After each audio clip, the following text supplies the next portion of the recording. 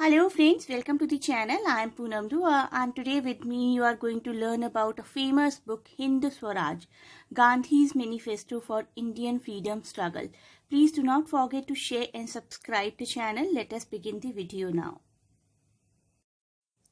गांधी जी की किताब है ये his book on Hind Swaraj or you can say home rule. Gandhi ji's book on Hind Swaraj expresses his ideas on Swaraj home rule in 1908 and it deals with different issues such as critique of modern civilization specifically, the nature and structure of Swaraj and the means and the method to achieve it. किस तरीके से हम लोग स्वराज को अपने खुद के राज को अचीव कर सकते हैं Indians by the clutches of Britishers. This book and his ideas are even relevant today. Written by Mahatma Gandhi, Mohandas Karamchand Gandhi, who was the leader of India's non-violent independence movement against British rule. And M.K. Gandhi, born 1869, died 1948, he was one of the few men in the history to fight simultaneously on moral, religious, political, social, economic and cultural fronts.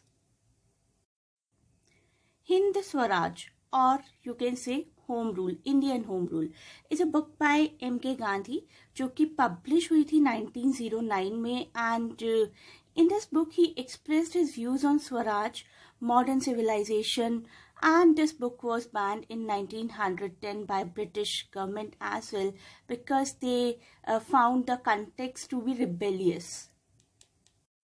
इस book को जाना जाता है modern सभ्यता के sharp critic के लिए. इस बुक हिंद स्वराज में उन्होंने इंडिया की कंडीशन का वर्णन किया है कि किस तरीके से ब्रिटिश रूल के अंदर इंडियंस अपनी ओरिजिनल पहचान को खो चुके हैं and they are just moving towards deterioration. That is the reason it was banned by British government. Hind Swaraj consists of 20 very short chapters and it is written in a dialogic form between the reader and editor. ऐसा दिखाया गया है कि हमें कोई ऐसे नहीं दिखाया गया, हमें कुछ इंस्ट्रक्शन डायरेक्टली बुक से नहीं मिली है. बुक में एक रीडर और एक एडिटर के बीच का कॉन्वर्सेशन दिखाया गया है, किस तरीके से वो लोग कुछ पॉइंट्स को डिस्कस करते हैं. It is in dialogic form basically और उन डायलॉग्स की फॉर्म से जो भी लर्निंग मिलती है that has been brought to the readers.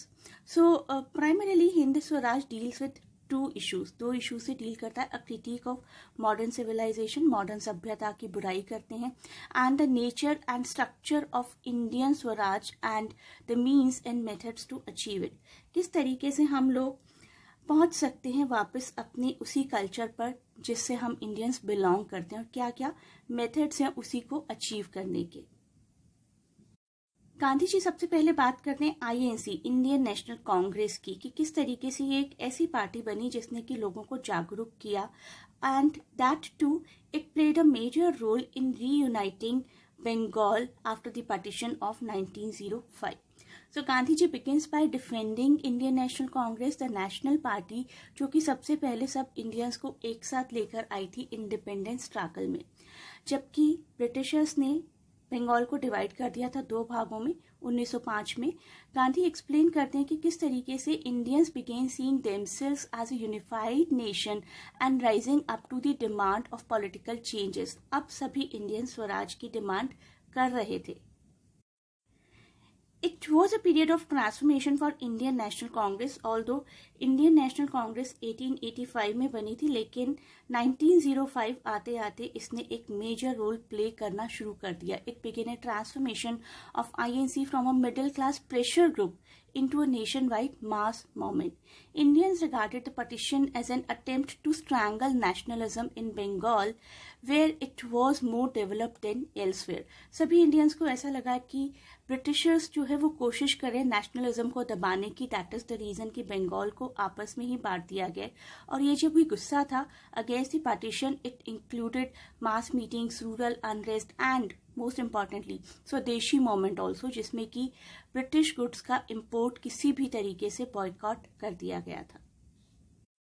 Hind Swaraj ये बुक एक डायलॉजिक फॉर्म में है, एडिटर और रीडर के बीच में आपस में बात हो रही है. फर्दर हमारे एडिटर जी क्या कहते हैं, according to editor the problem with England is modern civilisation, the way of life that prioritises bodily welfare of peoples material desires only, material desires above everything else. So while Europeans obsessively build new technologies and produce more and more wealth, they have enslaved the world also in order to do so. पूरी दुनिया को Europeans ने अपना गुलाम बना लिया है अपने आप को टेक्नोलॉजी में थोड़ा सा एडवांस करके। और वो कहते हैं कि ये जो मॉडर्न सिविलाइजेशन है ये एनिमी है इंडियंस की, और इंडियंस इसके लिए कहीं ना कहीं खुद भी जिम्मेदार हैं। Even though English brought modern civilisation to India, the editor argues that Indians are responsible for giving up India. This is because they wrongly chose to trade with and fight alongside the English, British. As a result, Indians have lost their own distinct way of life, their identity, their culture, which is grounded in the common beliefs that underlie all the various religions. Indians की एक अपनी अलग संस्कृति है, अपनी अलग पहचान है, उसको खोकर, उसको भूलकर हम लोग मॉडर्न सिविलाइजेशन के पीछे भाग रहे हैं। मीनवाइल गांधी जी कहते हैं कि ये जो मॉडर्न रेलवे नेटवर्क है इंडिया में जो कि ब्रिटिशर्स लेके आए हैं, this is also a dangerous tool. The modern railway network is a dangerous tool for using exploiting Indians' resources and forcing its people into slavery rather than living self-sufficiently in the village communities. जब तक Britishers नहीं आए थे, जब तक इतनी advancements नहीं हुई थी, हर कोई अपने विलेजेस में सेल्फ सफिशिएंटली हैप्पीली रह रहा था। उसके बाद से जब ब्रिटिशर्स ने एंट्री की तो हम लोगों को अपनी टेक्नोलॉजी का स्लेव बनाना शुरू कर दिया और यहाँ के रिसोर्सेज को यूज कर रहे थे वो लोग अपने लिए। अगर यहाँ पर वो टेक्नोलॉजिकल एडवांसमेंट्स ला भी रहे थे, फॉर एग्जांपल रेलवेज, तो all the resources of India were being used actually. Farmers now have to sell everything to the British, which has created devastating situations in villages. उसी तरीके से वो कहते हैं कि हिंदू और मुस्लिम कभी एक साथ रहा करते थे इन हार्मनी, वो भी विक्टिम बन चुके हैं इंग्लिश की स्ट्रैटेजी का, divide and conquer, divide and rule की स्ट्रैटेजी का। In reality, the editor argues Hindus and Muslims are part of the same family, worship the same God, one God, and belong to the same nation, that is India, which has always been and will always be religiously diverse. India तो एक ऐसी country है जो religiously diverse रहेगी ही रहेगी और सदियों से है।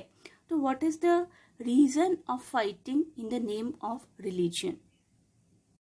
उसके बाद गांधी जी डिस्कार्ड करते हैं लॉयर्स और डॉक्टर्स को। लॉयर्स को वो कहते हैं कि वो सिर्फ झगड़ा बढ़ाते हैं और डॉक्टर्स को वो कहते हैं कि वो सिर्फ बीमारियां बढ़ाते हैं instead of giving any cure. So he explains why lawyers and doctors are also responsible, ये भी तो मॉडर्न सिविलाइजेशन का ही पार्ट है ना। Lawyers and doctors are also responsible for ruining India, India को बर्बाद करने में इन दो कम्युनिटीज का, इन दो प्रोफेशंस का भी बहुत हाथ है। Lawyers profit by worsening conflicts and division, and they help the rich much more than the poor. Lawyers का काम क्या होता है? अगर एक ही हियरिंग में लड़ाई सुलझ जाएगी तो प्रॉफिट कैसे मिलेगा लॉयर्स को, जजेस को, पूरे लीगल सिस्टम को? तो एक ही हियरिंग में केस को सुलझाना इनका काम नहीं है, इनका काम होता है केस को बढ़ाना, कॉन्फ्लिक्ट्स को बढ़ाना, डिवीजन को और ज्यादा बढ़ाना। And they help the rich much more than the poor. आप में से किसी ने अगर प्रेमचंद की पंच परमेश्वर सुनी है तो आपने देखा होगा किस तरीके से झगड़ों को गांव में ही खत्म करने की कोशिश की जाती है। ठीक है, जब पंचायत हुआ करती थी वंस अपॉन अ टाइम, तो जो पंच हुआ करते थे वो सबको बहुत अच्छे से जानते थे कौन पर्सन कैसा है, किस पर्सन की मेंटालिटी क्या है, और झगड़ों का निपटारा उस गांव में ही कुछ ही दिनों में हो जाया करता था। लोगों को मिलाने की कोशिश की जाती थी और ज्यादा झगड़ा बढ़ाने की कोशिश करने की जगह। लेकिन legal system, modern legal system, यहाँ पर आप देखते हैं कि इंसान मर जाता है लेकिन केस खत्म नहीं होता। उसी तरीके से ही discards doctors. Western train doctors treat the symptoms of the disease rather than addressing to its root cause, which are usually about negligence or indulgence, but Indian Ayurveda system always kills the root cause of the disease. हमारा Indian Ayurveda, Indian yoga, ये सब कुछ हमेशा से बहुत advance रहा है, लेकिन मॉडर्न सिविलाइजेशन के नाम पर अब डॉक्टर्स आ गए। इसके बाद वो कहते हैं कि भारतीय सभ्यता असली में है क्या, इट इज सिंप्लिसिटी। जितने हम साधारण तरीके से रहते हैं उतने हम खुश रहते हैं basically. He argues that true happiness comes from the mind not the body, so moral people learn to master their minds and passions. Such people also live materially humble but spiritually rich lives as Indians traditionally did for centuries. Indians तो हमेशा से ही बहुत simplicity की life जीते आ रहे थे before the English, before the British arrived. But the editor clarifies that he is not defending certain oppressive practices. ऐसा नहीं है कि इंडिया में कुछ बुराई नहीं है, कुछ practices इंडिया में भी गलत रही है कि जैसे कि child marriage और animal sacrifice. लेकिन इन बुराइयों को अगर छोड़ दिया जाए तो इंडियंस बहुत ही अच्छी सी सिंपल सी एक लाइफ जी रहे थे. Live simply so that others may simply live. So simplicity is the essence of universality. Here the editor goes on to argue that the real meaning of Swaraj is achieving freedom and reinstating the civilization. It takes greater courage and mental strength than fighting a war, but it allows people to liberate both their conscience and their country at the same time. यहाँ पर भी वो यही बात कह रहे हैं, simplicity is the essence of universality. अब देखते हैं एजुकेशन और टेक्नोलॉजी के बारे में क्या कहते हैं Gandhi ji. The reader ask about the role that education and technology play in the independence struggle, and the editor argues that Western education just teaches people facts without giving them a moral framework for understanding those facts. ठीक है, तो वो कहते हैं कि western education सिर्फ facts बताती है, उनके पीछे का कोई वर्णन नहीं देती है, उनको अंडरस्टैंड करने के लिए एक फ्रेमवर्क नहीं बनाती है. Similarly while European machines like mills के बारे में बात करते हैं, mills lead to great wealth, that wealth all flows only to Europeans, while the Indians who actually produce the wealth are forced off their lands and reduced to poverty in the process. तो Indians को तो उस wealth से वंचित रखा जाता है और उस वेल्थ से जो गेन होता है वो सिर्फ यूरोपियंस तक पहुंचता है. Indians should embrace moral education. इसके बाद वो बात करते हैं कि इंडियंस को मॉरल एजुकेशन की तरफ ध्यान देना चाहिए. According to the editor, he concludes that Indian should embrace moral education and reject most Western machinery that with some exceptions you can say like printing press, which can help the independence movement spread. Printing press को वो अच्छा मानते हैं क्योंकि उसकी वजह से independence movement जो है वो spread होती है पूरे इंडिया में. अब देखते हैं इस पूरी बुक का सेंट्रल आइडिया क्या है. He says Indians will not become truly independent or achieve Swaraj home rule by simply ओवरथ्रोइंग British. ऐसा नहीं है कि हमने ब्रिटिशर्स को यहाँ से भगा दिया तो हम उसको स्वराज कहेंगे. But what Indians need to do, they need to take pride in their culture and civilisation. जब तक आपको अपने ऊपर भरोसा नहीं है स्वराज का कोई फायदा नहीं है. Mahatma Gandhi wrote the Hind Swaraj in the book. Gandhiji declared that the British rule was established in India with the cooperation of Indians itself and had survived only because of this cooperation. If Indians refused to cooperate, the British rule in India would collapse within a year and Swaraj will be established. So, Gandhi's central idea in Hind Swaraj emerges from his attack on Western civilization that values only the acquisition of material wealth at the expense of morality, spiritual and religious values, and the adoption of technology without the concern for the equal distribution of wealth. अगर हर जगह equality होगी तो स्वराज अपने आप आ जाएगा. I hope you liked the video. Please do not forget to share and subscribe the channel. Thanks for watching and best of luck for your exams.